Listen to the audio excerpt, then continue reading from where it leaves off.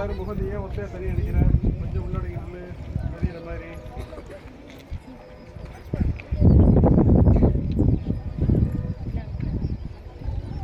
நீ எந்த பக்கம் திரும்பி நிற்கிற? எல்லாரும் எப்படி நிற்கிறாங்க?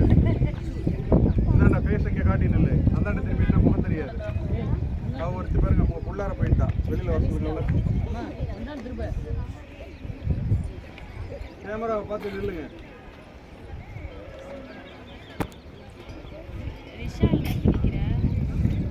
ஏய் வீடியோ எடுக்கும்போது அதை பார்த்து நில்லுங்க. அந்த வேடிக்கை பார்த்துட்டு இருந்தீங்கன்னா ஃபேஸ் தெரியாது.